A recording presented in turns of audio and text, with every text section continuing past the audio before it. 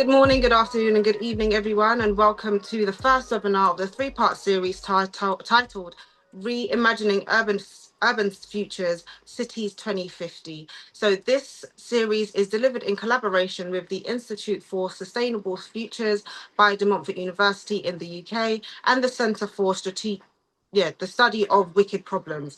We will be exploring the emerging risks, vulnerabilities, and strategic challenges shaping the future of cities. Cities have always been at the center of innovation, prosperity, and culture, yet today they sit at the intersection of multiple crises that include climate change, technological transformation, economic uncertainty, and declining trust.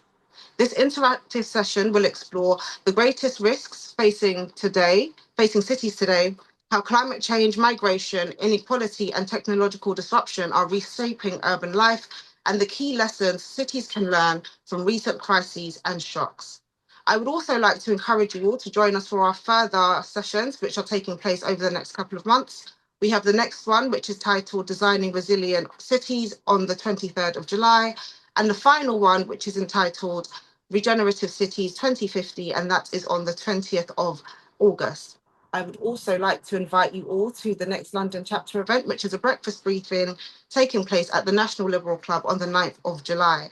I would also like to hand over and invite Dr. David Rubens from the ISRM and Subez from the Montfort University UK to kick off this meeting. Enjoy. Thank you so much all. Abby, thank you. Great introduction. Welcome, everybody. Greetings to those of you who know us at the ISRM. Welcome to those of you who are here for the first time. Welcome.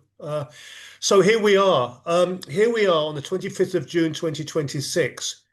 And I think that we can take as the overarching theme of this program, the future is now.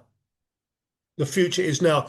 The first conference that we held in the ISRM was in 2019 in partnership with the Geneva Centre for Security Policy, and it was entitled Crisis 2030. And I think it was clear even at that stage that was wrong. We were aware of it, that was wrong, that it was crisis now. But we still felt that we were in the process of encroaching crises. I think where we are in the world right now, we are in the middle of crisis. I think that crisis is here. There's no doubt about it. There may be some people who claim that what we are seeing in terms of the global changes on this planet that we live are not systemic, that this is weather, not climate. There are still people claiming there is no such thing as climate change. I think they're becoming fewer and fewer. I think it's a harder case to make. But it seems to me that we are in the middle of the systemic changes in our planet that have been being discussed the last 50 years. The truth is, we've been talking about the first reference to the last chance saloon I found is about 1980. And they were talking even then about climate change and sort of the impacts on our environment in the 1980s. There was this idea of the megalopolises, these great, massive conurbations that had outgrown, so we're no longer talking about cities, but 500-mile non-stop Osaka, Tokyo, Boston, Washington, etc., etc. And it was clear from the 1970s and 1980s that the language we used to describe cities and how they operate and the environment they operate in was becoming outdated. Our idea of the city as a contained center of culture, of economy, of art, of innovation. It's where you went, if you had an idea, you went from the country to the city. It's where you went to make things happen. It was where the excitement happened. And from the 1980s, really, we started seeing this concept of actually the cities are failing. The infrastructure is not strong enough to support it. We saw places like Lagos, for example, that was in the 60s, was a successful African city, and in the 70s becoming a dysfunctional city. We saw some of the great cities of Asia becoming overcrowded, Bombay, for example, or Bangkok. We still considered cities as a Western concept. When we spoke about city management, it was London and Milan, Tokyo to a certain extent, or New York. It wasn't Mumbai or Lagos or Bangkok or the cities of Asia, the cities of the emergent South. And I think that's becoming onto our agenda. So the truth of the matter is that we now have a concept of the city having a almost a schizophrenic, bipolar understanding. We talk about smart cities, enabled cities, the cities of the future, the cities of Dubai, the new Dubai. But most cities are pretty stupid in terms of their functionality, in that what is the function of a city fundamentally? It is a center of activity.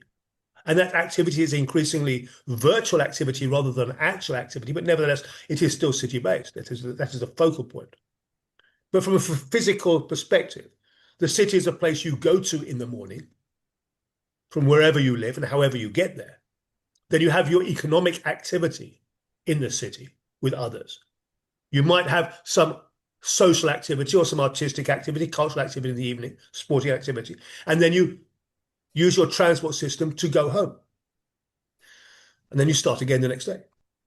But in many cities in the world, at 5 o'clock in the afternoon, that does not work. So the city cannot sustain that. It is being stressed to the absolute limit. And that is before you put in dysfunction, malfunction, and potentially malicious attack. So we presume that these cities are working, because if, God forbid, they were to be disrupted, then what would happen is almost unthinkable. I would predict right now that we will lose a city in the next 5 years. I think so. And I think we'll lose it for one of many reasons. But one would be lack of water, for example, for whatever reason.